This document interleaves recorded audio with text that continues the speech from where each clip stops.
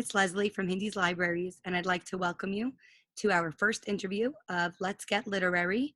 We're going to meet authors from all over the world, learn about what inspired them to write, learn about the characters they've created, and most importantly, discuss how crucial it is for children to have access to books and for children to get reading at an early age. We're here with Oscar Redden IV, author of Albert the Albatross, and we're going to learn a little bit about Oscar, a little bit about Albert, and talk about the importance of literacy and the importance of reading, especially when it comes to young ones. And here we go.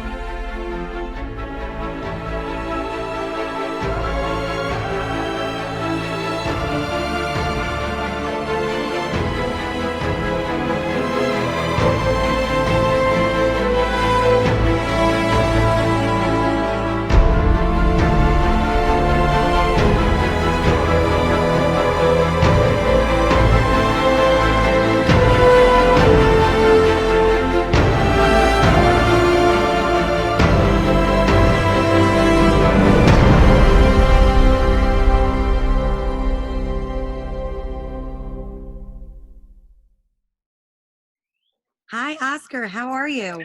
I'm good. I'm good. I looked down for a second and you caught me. Okay, thank you so much for joining us. We're so excited to have you. I'm excited to be here. Excited to have another day and have an attitude of gratitude. Oh, 100%. And you are our first guest, kind of our inaugural video here. So I am super excited and nervous. So this will be interesting. Don't be nervous. I'm good people. By the time we get done with this interview, we're gonna know each other so much better, and we'll have a whole bunch of inspirational messages to give to kids and people that need inspiration right now. I love it. So let's start from the beginning. Tell us a little bit about yourself. I see you grew up in Florida. You have a lot of experience, and you've kind of just joined the educational field, which is where my background is. So tell us about yourself. Well, I'm from Sanford, Florida. In Sanford, Florida, I have a lot of relatives. Like when I was growing up, your last name meant something. And, my father and my mother always preached about, doing your best, giving it your all. And there was one thing I never wanted to do was disappoint my mom and my dad. I remember getting a phone call from my school to my mom one day because I got into trouble. And she was working, supporting the family as well as my dad. And that was one of the most pivotal moments for my life because I knew early in elementary school that my attitude mattered, and how I behaved and how I conducted myself was an impact, and it reflected how my mom and dad raised me. And I always wanted to make sure that I was always a positive reflection. So I kept that with me. And through middle school, I was always involved in activities. Basketball was my thing. Basketball is my way of socializing, connecting with people. I was actually very shy, and activities were my gateway to communicate with people. And then as I got to high school, I started realizing that I didn't want to be labeled as an athlete, or I didn't want the following question to be, well, what sports do you play? Because I was pretty big, and you could see that. So I got really focused on getting to college and making sure that I was ready and prepared. And St. Leo University, who I am in forever in debt to, took a chance on me. I spent 6 years there. I got my master's in business administration. And after those 6 years, I bumped into one of the largest retailers in the world. Starts with a W, but I went into logistics with them, and I was there for 6.5 years. And I started thinking to myself, is this my purpose? Um, I just felt like I was just working the job, and I was just capping out. I wasn't accessing my potential. And I thought about it. I said, well, I'm a business major. What is something that, you know, is a problem in the world right now, or something that we can make better? And I start thinking about my upbringing and my values, and how kids, some kids today, not all kids, but they don't have any direction. They don't want to dream anymore. They don't have anybody in their life that can inspire them. The first person One of the first people to inspire me in school was a teacher by the name of Mr. Johnson. Mr. Johnson, he didn't do anything spectacular. He was just a male. He was a man. He was not a woman. And for me as a male, that made me look at it differently. Like, wow, man, he can do it. I can do it. So now imagine me as a fifth grade math and science teacher, minority, educated, and look at the impact I'm having on kids about attitude. And I strongly believe that your attitude determines, how far you go in life, and the people that will come in your life and help you. It doesn't take money to be positive. It takes effort. In life, either you're spending time or money.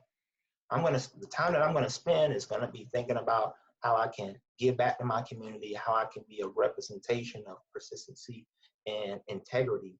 And I know that kids don't always listen to what you say, but they do watch you. And believe me, you're on the recorder every day.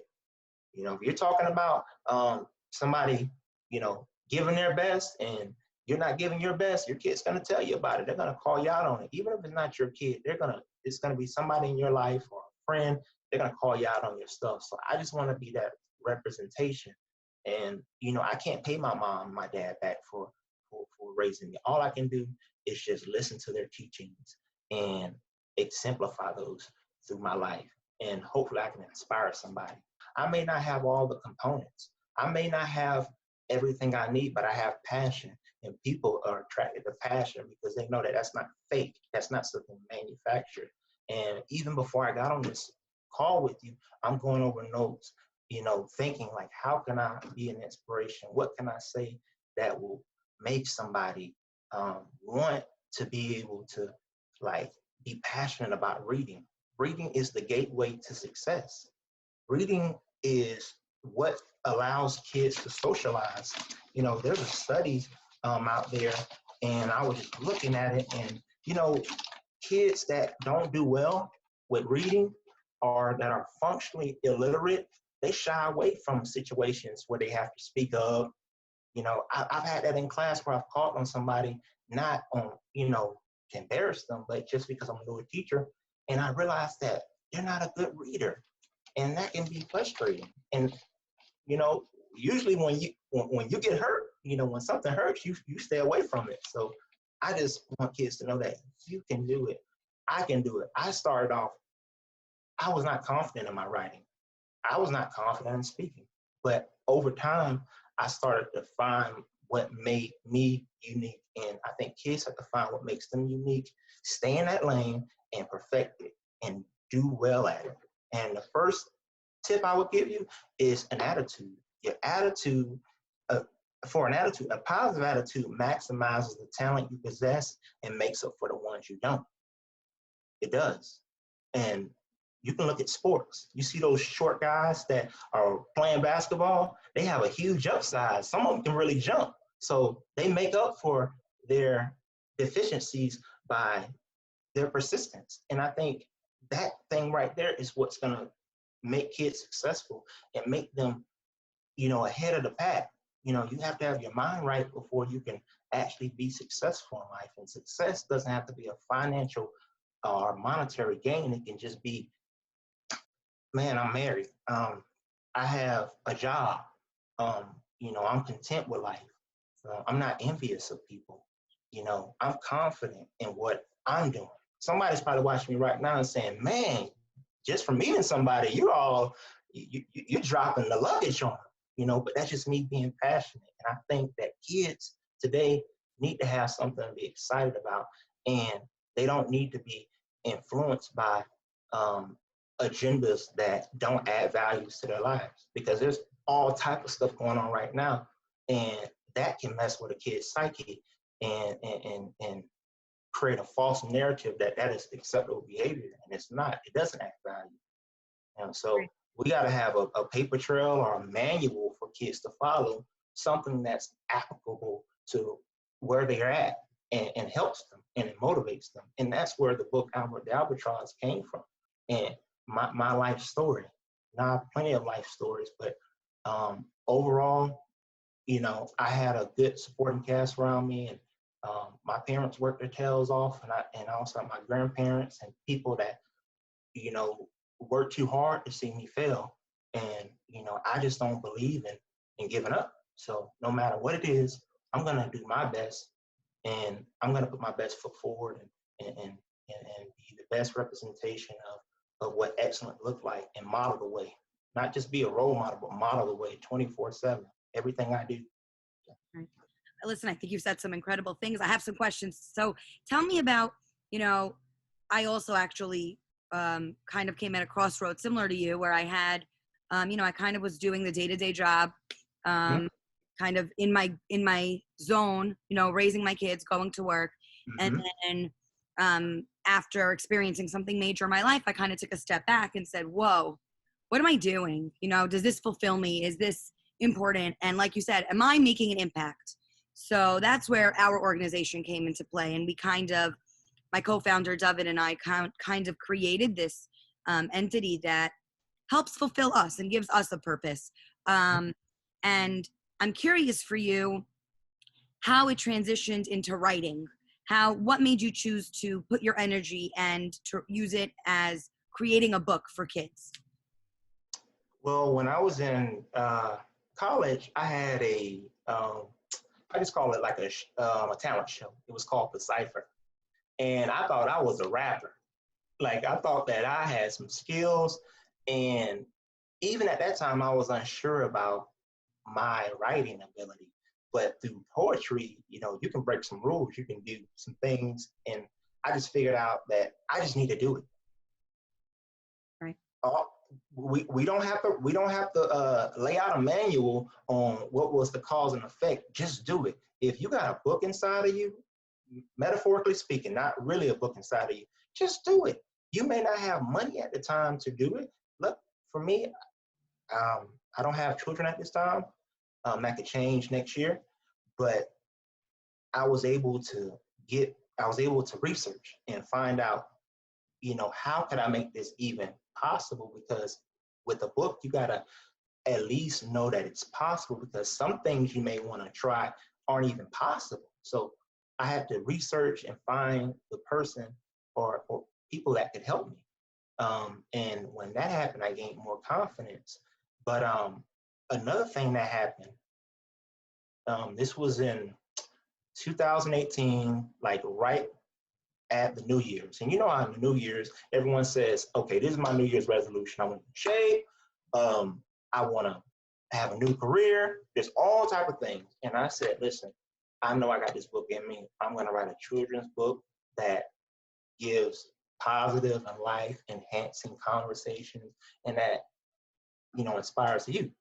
How am I going to do that? Okay, well, I got to research. I don't know how I'm going to do it. So I went online like anyone can do, and started looking at,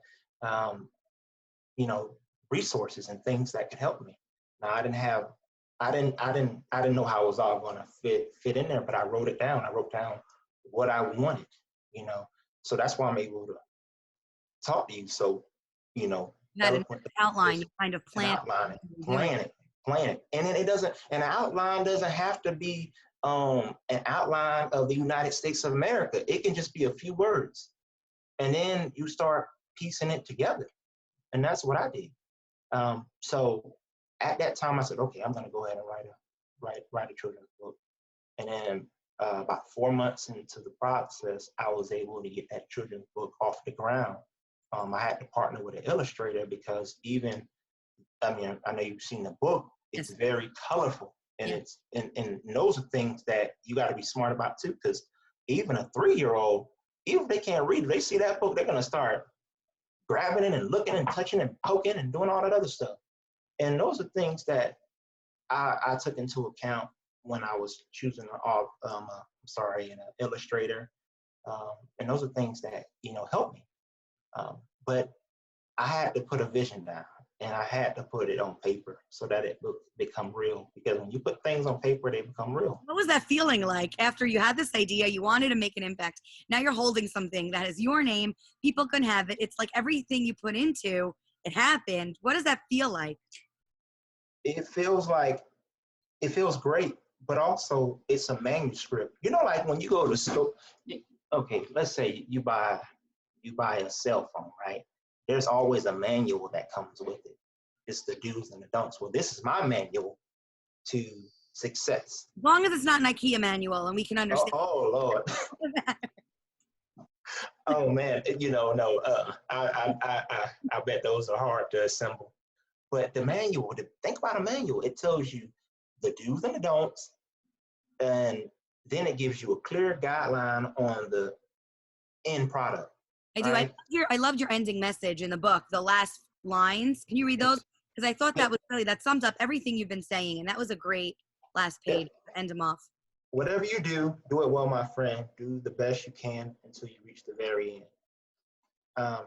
And one thing that I say, one thing that separates an ordeal from an empowering journey is a positive attitude. You know, it's those things. It's because it's the way you look at life. Also, because you can't be your best unless you're thinking your best. A negative mindset is the cousin of doubt. A negative mindset will not get you anywhere. Now, I'm not saying now because I want to make sure we're clear cut on this.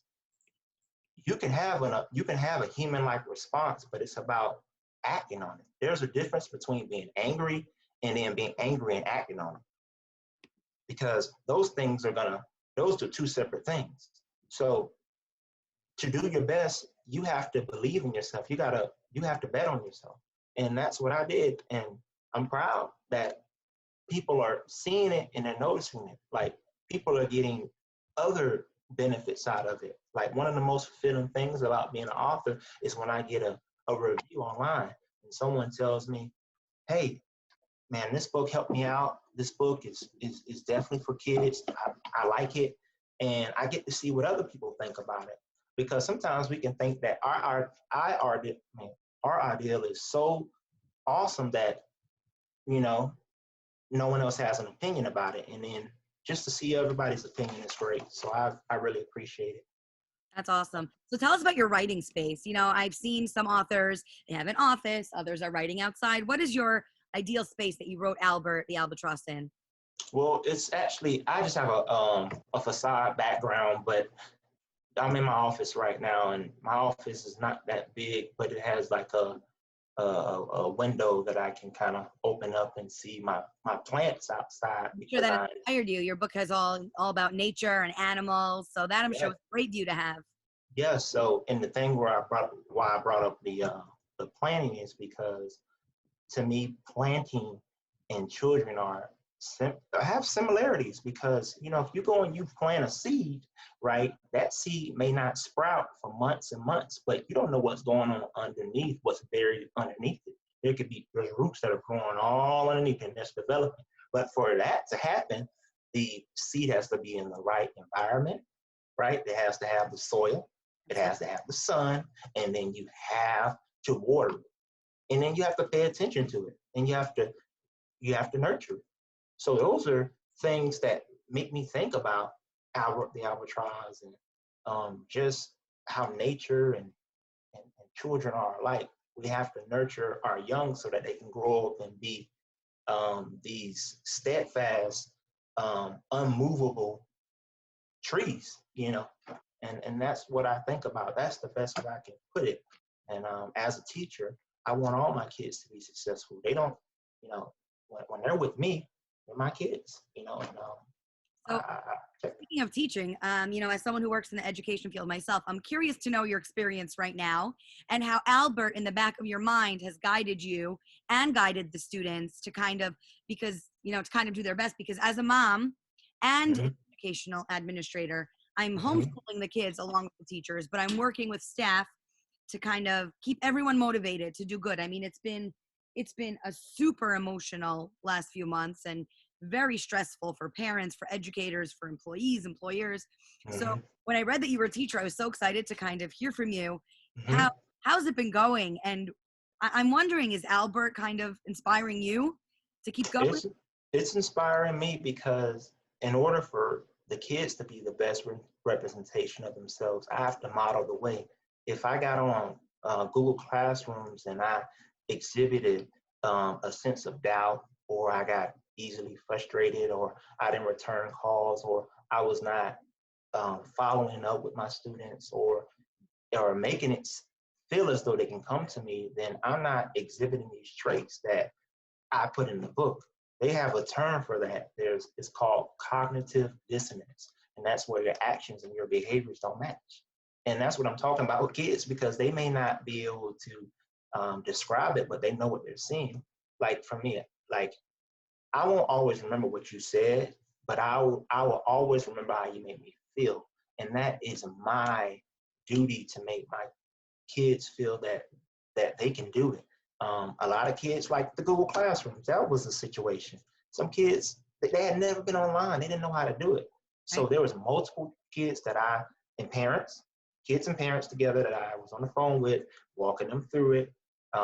Not taking the back seat, right? Not saying, well, oh, somebody else at the school can just walk you through it. No, you got to see my face because I'm the leader and I'm going to walk you through this. And a lot of the parents were grateful. We just had um, our drive-through ceremony, and every parent that came up to me said, "Mr. Redden, thank you. Well, I appreciate you.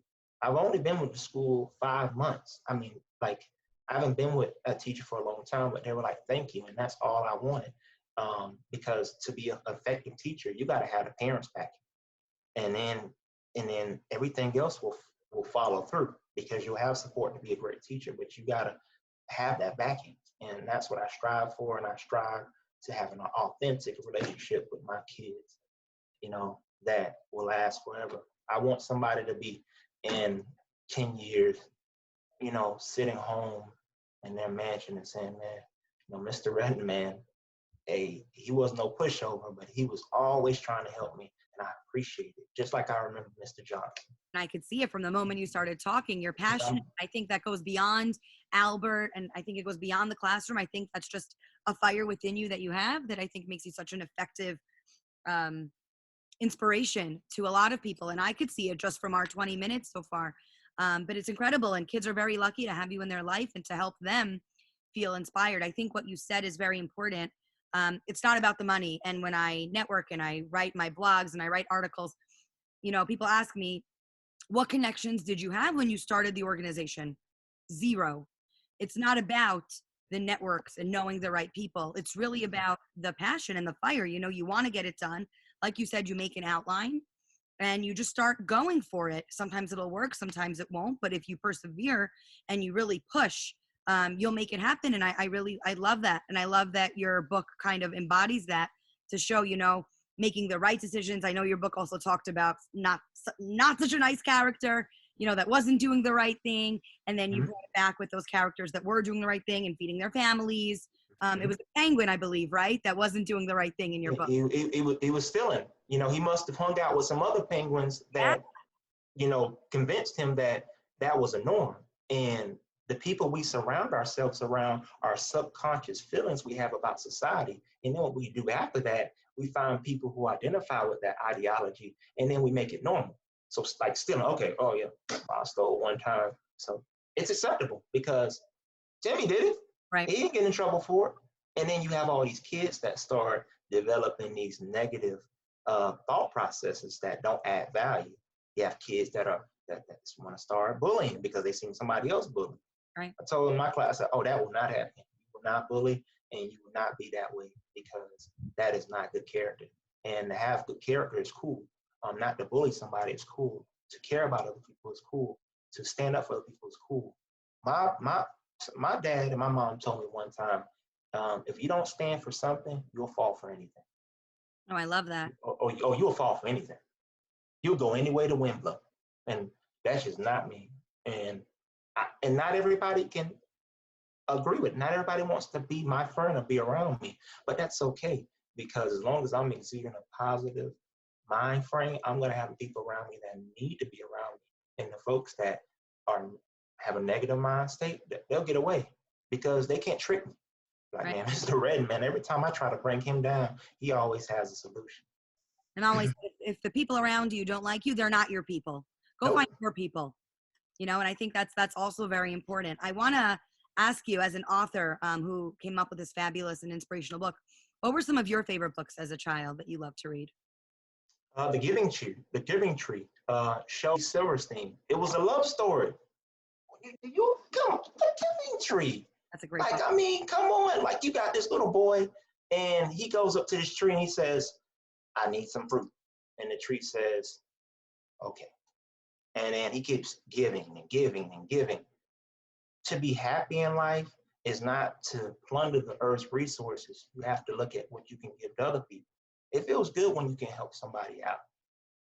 And then we can't forget, and this is just segueing, the Harry Potter series, right? When that came out, I read all those books. I didn't care how much they cost. When that book came out, I wanted to walk around and say, and be like, okay, yeah, yeah, I read it. That's a thick book. Can you read that much? It was a badge of honor. And that's the type of excitement that I want for readers. I want somebody to pick my book up and say, yeah, did you read this? Yeah. Oh, yeah, some good stuff in it. You need to read it. It's not a long book, but it's deep. It's important. It's like you said, books are kind of the manuals for the kids, as close as we can get to having them read a manual. So if they're picking up the right books that are teaching them the right lessons, that's all that I as a mom want, besides what Mhm. I'm instilling in their life. We always say that the kids kind of listen to you, but unless someone else says it, they don't really Mhm. say, oh, that person said that. And you're kind of like, yeah, but I told you that 35 times. And they're like, no, you didn't. I never heard you say that. So if they take a book that has the message that we have been instilling in them, as parents, and this partners, with our goals, it's a great thing. And I think, like you said, having it be a manuscript for these kids, the instructions of how you can succeed in life. Right. This is a book, and without kind of being too preachy, it's kind of, leads them to want to explore the life of Albert the Albatross, see who he meets, see who he encounters, Mm-hmm. see who's the good, who's the bad, and strives to be one of the good. I think that's very important. Yes. And one of the reasons I did it that way is because I learned in life that people are going to make their own conclusions about life. I can show you what success looks like. I can bring you to the water, but I cannot make you drink it. Right. I can point you to the door of success. But if you don't want to go through that, that's fine. Right. But I'm going to be there for you. But there is a Christian pastor by the name of Charles R. Swindoll. And Charles once said, life is 10% of what happens to you and 90% of how you react to it. And I thought that was important because that's what I'm getting at. So you Right. got to make the choice. You're right. You're given all these choices in life and all these paths to take, and you kind of have to figure out what's the right way to move. And, speaking, as adults, we hear what we're saying. You and I are talking, but as Mm-hmm. kids, it's very hard to, kind of resist temptation, whatever that temptation may be. It might be bullying, it might be stealing, it might be just saying something mean to someone. Going back, now that you kind of have more experience in life, if you were to go back to 18-year-old Oscar, what would you say to him, knowing what you've accomplished, knowing where you've been, knowing what you've done and what you've seen? What would you tell your former self? Not to be afraid to try and not to be um, in a hurry to grow up so quick because it's like when you're young, you're like, oh, I can't. So I become 18 and then you're 18 years old. Now you got responsibilities. Um, I would tell, the 18-year-old Oscar that when you had a chance to go to the prom, you should have went to the prom and not allow doubt in your mind to cloud your vision. So that's why I went to all of my events at St. Leo, any winter formal, because I wanted to try to get that moment back. I want to tell younger Oscar, when you had people in your life that didn't mean you any good, it was okay to let them go. Right. That's It's me being, important. that's maybe me being vulnerable right now. That's not me trying to put on a smiley face, because like I said earlier on, um, I want you to manage your emotions. I'm not saying not to have emotions, but manage them. When you act on those things, that can become detrimental if it's something negative. But you need to manage your emotions, and you let them come, and then just manage those. And that's really what I would say. And I would also say lastly is that you know um, the world is yours. No matter where you come from, you're not at a disadvantage. It's Success is an inside job. Success is an inside job. So I love it. What are you reading now? right now, I'm actually reading a great book. I love audio.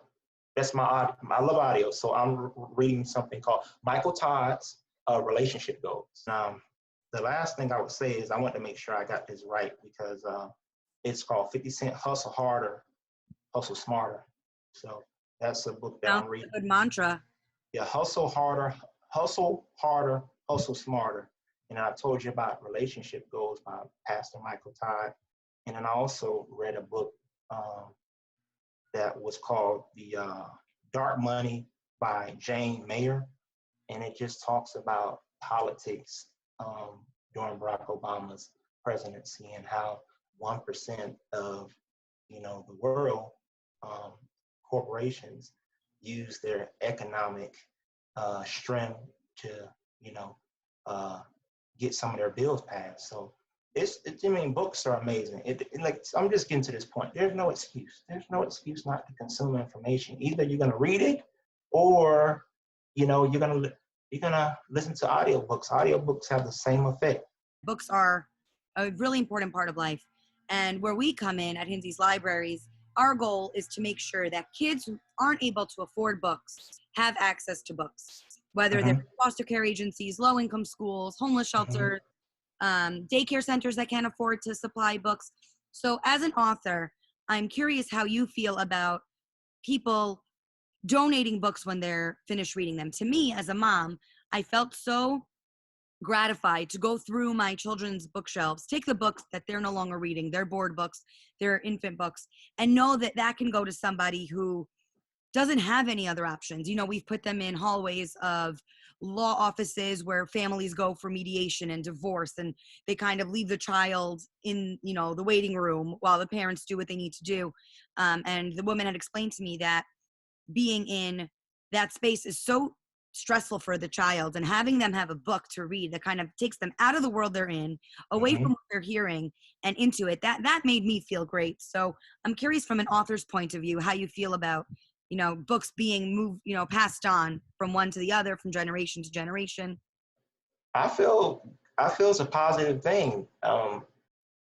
I've had clothes passed on generation to generation. I don't know if you ever heard of hand-me-downs, but I you have. know, I mean, like, well, but this gift here keeps giving, because I mean, the clothes that are passed down may fade and go away, but a book's message never goes away.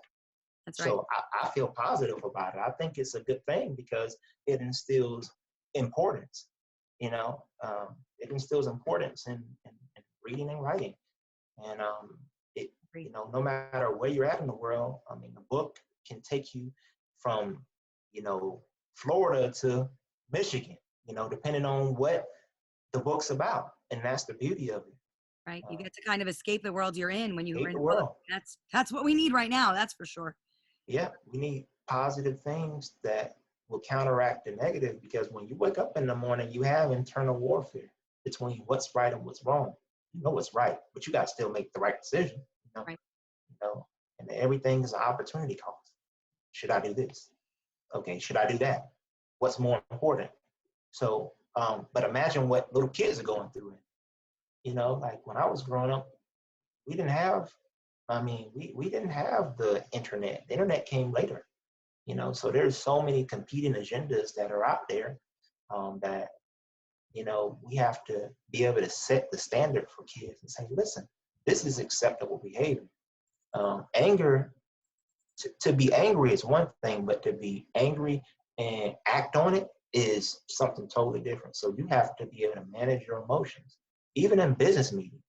Like, say, you and I are sitting here talking, we're having a good time, but maybe you've been around somebody that had a snarky attitude, right? That had, a poor attitude, that was a know-it-all, and that impacted your relationship, right? Sometimes you have to come into situations and not try to know it all. Just be humble. You may know what to do, but by you being patient and listening to someone else's viewpoint gives you clarity on the whole entire situation, and that makes people admire you, because sometimes people want to hear their own voice. They don't want to hear anybody else, and that's not a good thing.